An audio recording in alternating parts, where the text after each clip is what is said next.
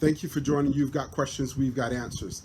This week we follow up our conversation from last week where the question was, now that it has begun the second semester, is it okay for us to start removing or suspending students who don't want to be in school? So this week's follow-up question is, what can we do instead of suspending students from school?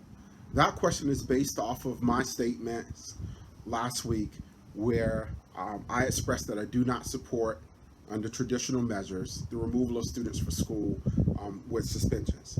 Particularly students who are identified with a disability, when we remove them from school for our 10-day, whichever one normally hits their 10-day mark, then we have cost them 60 hours of instructional time.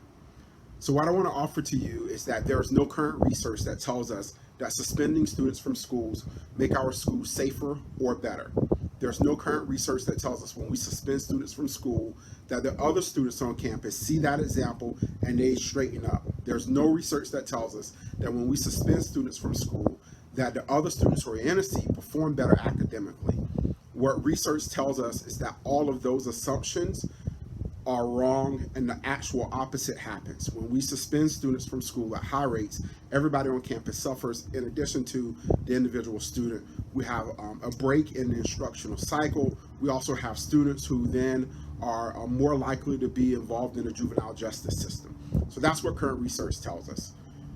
What can we do instead of suspending students from school? And I want to point this out, that I believe that under certain circumstances, there is a time where a student may need to be removed from a classroom or removed from campus. I believe that that removal from school should be only for the length of time that it takes to put an intervention or support in place to help that student be successful. So what are some things that we can do? When we look at discipline consequences, the discipline consequence should be something that reteaches, restates expectations, and supports the student getting better. Again, when we suspend students from school, there's no opportunity that we are reteaching, restating, or helping that student get better. Most of the time, it is a response that just removes that student from the environment, and that student walks back into the same environment without any additional supports or interventions in place. So what are some things that we can do? We can offer students an opportunity to sit with an administrator and a parent for a parent-student seminar where you review their grades, you review their behavior, you review their future track. Tell me where you want to be in 5 years, where do you want to be in 10 years, what are you doing to get yourself on track? We have students who are involved in drugs with substance abuse, and in lieu of suspension measure would be to connect them with a local drug company, drug counseling company who can help them. Those are the type of things that we do in lieu of just simply removing a student from school. We can offer students community service. 4 hours of community service should be about equivalent to one school day. And so you can partner with your local organizations, including your faith-based organizations, who can help you with students achieving community service.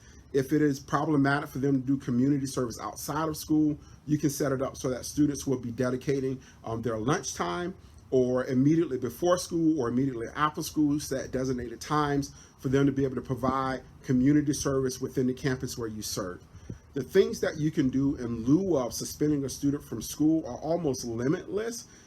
It's just a matter of, do you believe that students should be suspended from school, or do you believe that we should find ways to reach our students to give them a meaningful consequence that holds them accountable for their behavior, but also allows for a full conversation of what went wrong and what we can do better.